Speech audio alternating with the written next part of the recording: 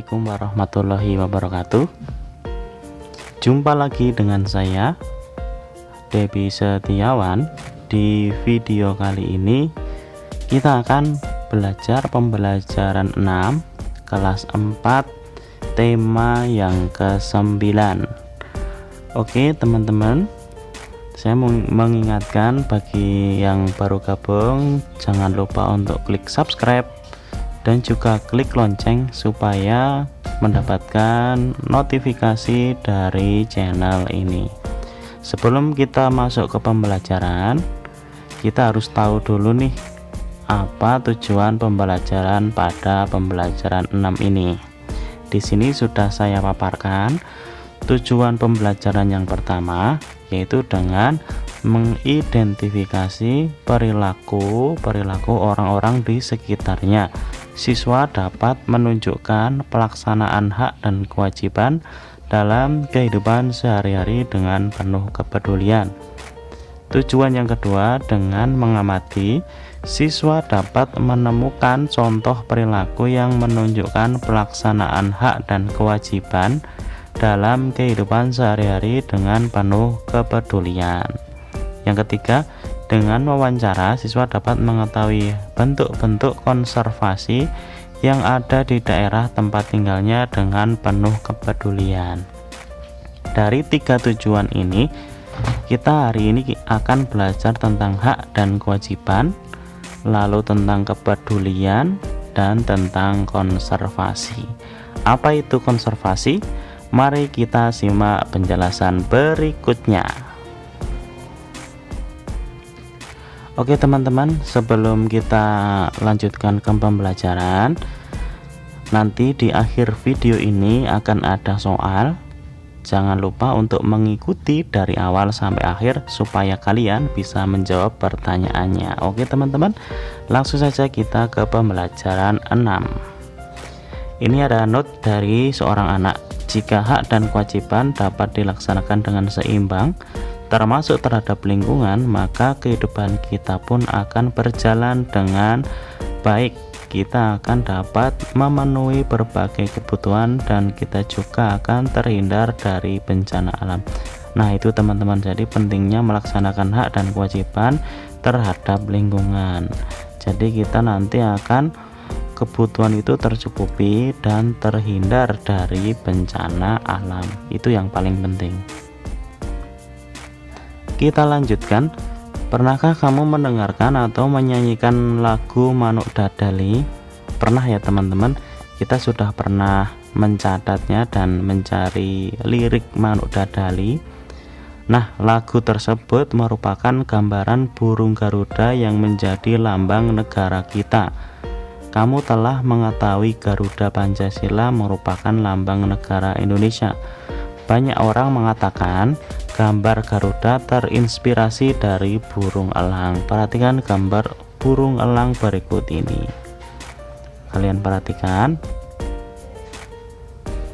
Oke, kita lanjutkan di Ayo Membaca. Konservasi elang di Halimun Salak. Burung elang Jawa atau dalam bahasa Latinnya dinamakan Nisaetus bartelsi merupakan acuan lukisan burung Garuda. Namun kini jenis burung itu nyaris punah. Penyebab utamanya berkurangnya populasi burung elang Jawa adalah kerusakan habitat tempat hidupnya. Kerusakan tersebut disebabkan karena adanya bencana alam maupun alih fungsi hutan menjadi ladang atau perkebunan. Ada pula perilaku manusia yang menyebabkan populasi burung ini semakin menyusut tajam, yaitu perburuan. Burung elang hasil perburuan dijual belikan atau dijadikan koleksi pribadi. Nah teman-teman, itu teman-teman harus mulai sekarang menghindari yang namanya perburuan. Biarkan hewan-hewan itu hidup di alam bebas. Jangan sampai kita berburu kemudian dikoleksi pribadi, itu akan merusak ekosistem yang ada di alam. Kita lanjutkan. Oleh karena itu Indonesia berupaya melakukan usaha pelestarian, salah satunya di Taman Nasional Gunung Salak. Namun usaha itu juga tidak mudah dilakukan. Penyebabnya yaitu minimnya perhatian dan dukungan pembiayaan untuk penandaan burung. Misalnya Indonesia masih memakai metode lama, yaitu dengan memasang semacam bendera kuning di sayap. Sebagai bandingan, di Thailand pemantauan burung sudah berbasis satelit. Sebaliknya, dalam pengamatan burung Indonesia masih mengandalkan pengamatan mata. Kalau di Thailand itu jadi burung-burungnya itu sudah dipasangi satelit, jadi kalau di mana letaknya itu kita tahu. Tapi kalau kita kan masih pakai pengamatan mata, jadi tidak begitu akurat ya.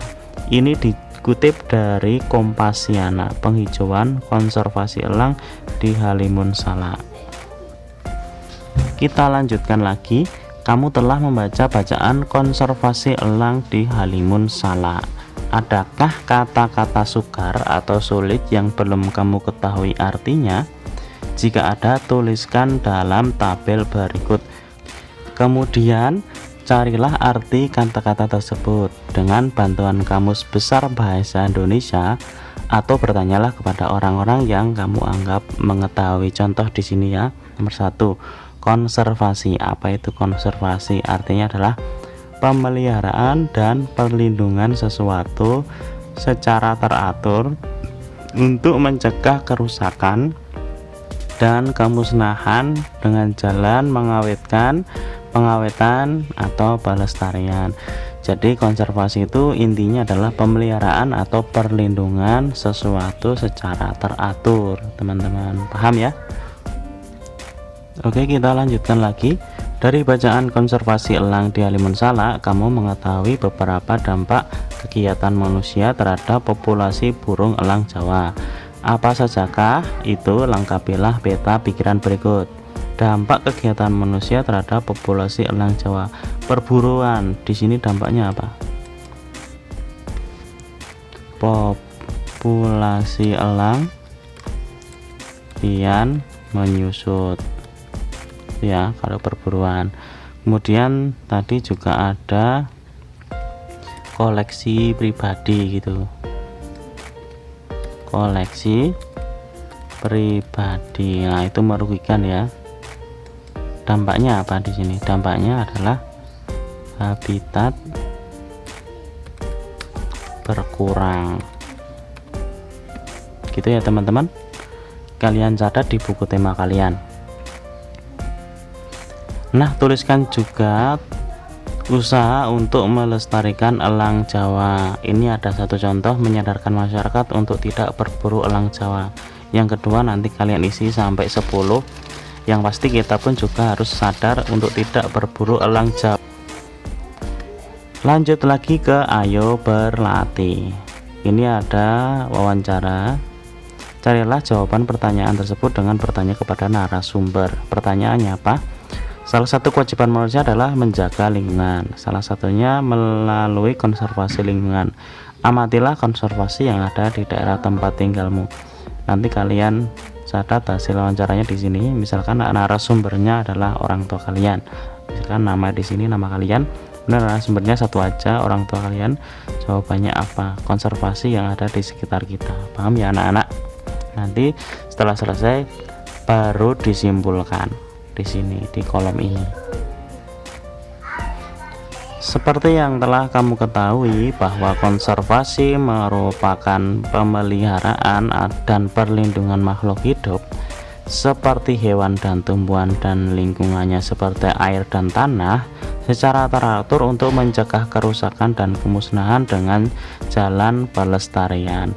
Oleh karena itu sudah seharusnya kita semua melakukannya. Hal tersebut bisa dimulai dari lingkungan terkecil seperti rumah, sekolah, dan berlatih melakukan konservasi terhadap tanaman.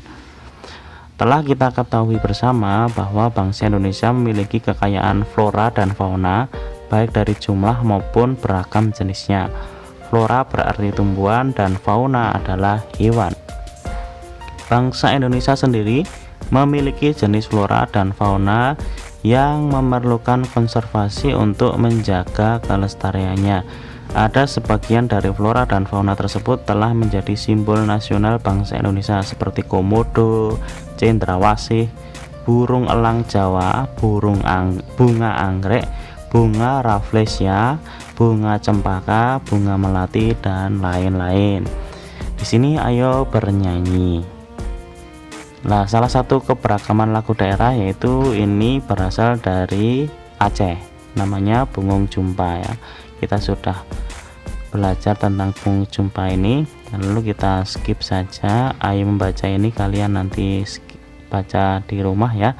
Lalu di sini ini adalah contoh bunga nasional beberapa bangsa. Misalkan di Indonesia, bunga nasional melati, gambarnya seperti ini.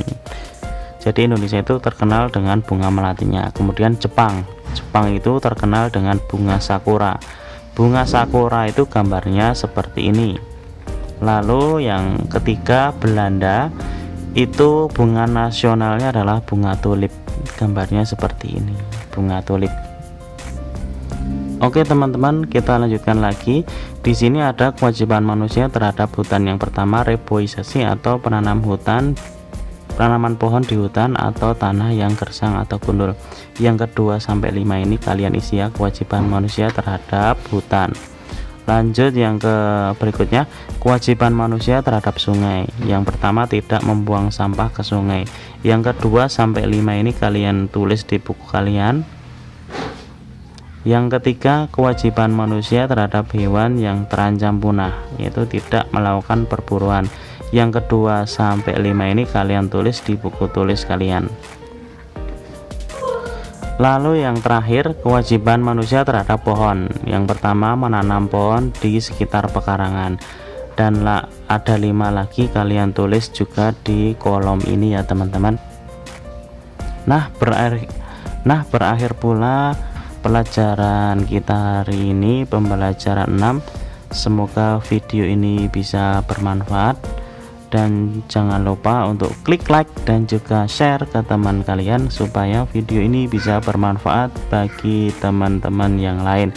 Nanti di akhir video ini ada pertanyaan, kalian jawab di kolom komentar ya.